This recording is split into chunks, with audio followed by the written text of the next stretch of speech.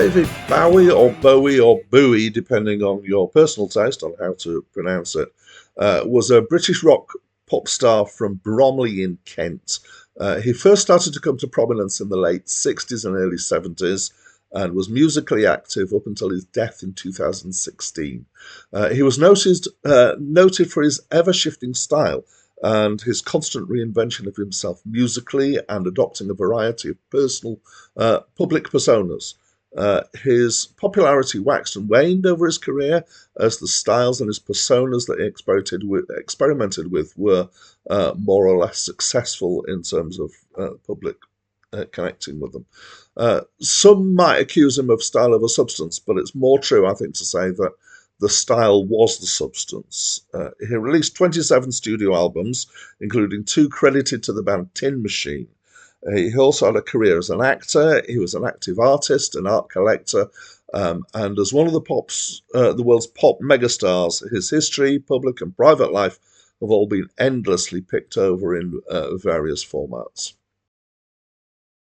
Hi, my name's Dan, and this is a review of the album The Next Day by David Bowie. Bowie. Um, I tend to go with Bowie. It was released in 2013 and was his 25th studio album, and it's my first time listening to it. So this came after 10 years after his previous album. And at this point, many people had assumed he'd retired from music. And then it was recorded in strict secrecy and then kind of burst onto the scene and did very well, apparently. So I'm not alone by pigeonholing this as art rock. So I'm quite happy to do that. It's got some people that I know, among those, or no, not that I know personally, but I know the names of.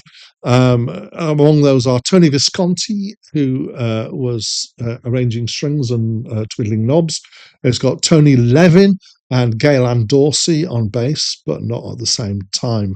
Lots of commentators have commented on the similarity of this album to some of his previous albums.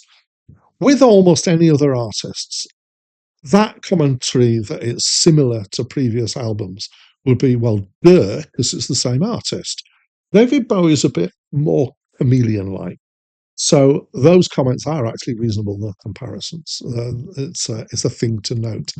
I'm not a David Bowie historian or, mega fan, so I'm not hugely familiar with all of the stuff from all of his albums. I couldn't say this sounds like that album, this sounds like that album. To me, and correct me if you think I'm wrong, I think that this sounds like some of his later 70s, early 80s stuff, kind of pre-Tin Machine, I would say. But I feel out on a limb here, and I feel like people are going to correct me, and I'm happy for people to do that. Please do so. It's musically fairly very rock. It's at the kind of pop rock end of the spectrum, but there's some unusual arrangements here, or unusual for other people, but not unusual for David Bowie. I think there's a lot of kind of very recognizably Bowie arrangement stuff here. It's got a fairly dark feel, which is emphasized by the production on this album, which has got a rich, beefy bottom end to it.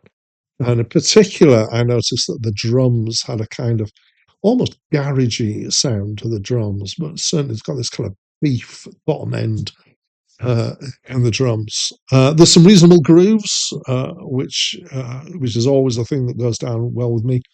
The singing is, well, it's David Bowie, and he's got a unique voice and unique tone. He can do high and kind of warbly and low and kind of growly and menacing.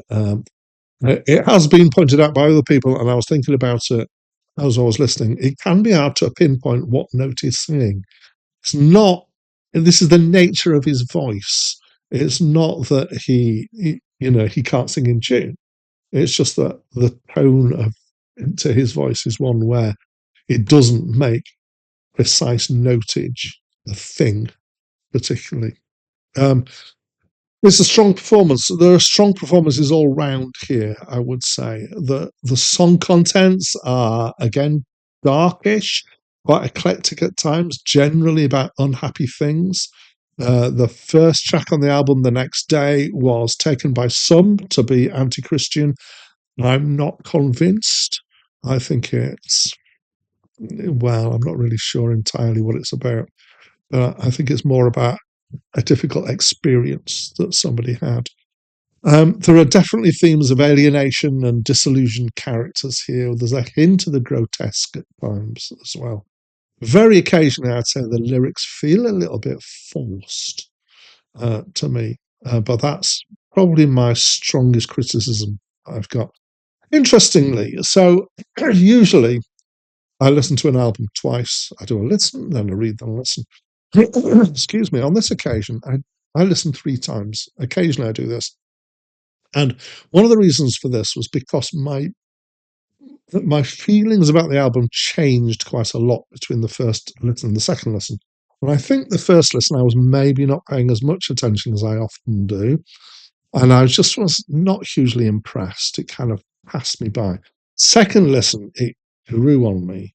And then the third listen, well, even by the second listen, having not paid a huge amount of attention the first time, maybe, some of the songs felt familiar already. But by the third listen, it was definitely kind of embedding in. So I would say it's a grower. I like it a fair bit.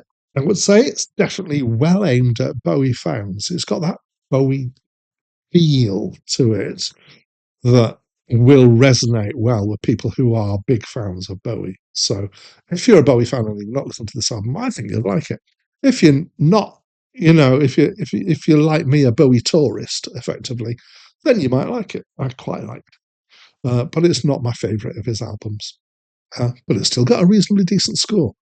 That's what I think of this album. As always, I'd love to know what you think of this album. Please let me know by leaving me a comment. But that's it from me for now. Something like Tobacco Road, living on a lonely road. I will pull you out of there. We will go to Finchley Fair.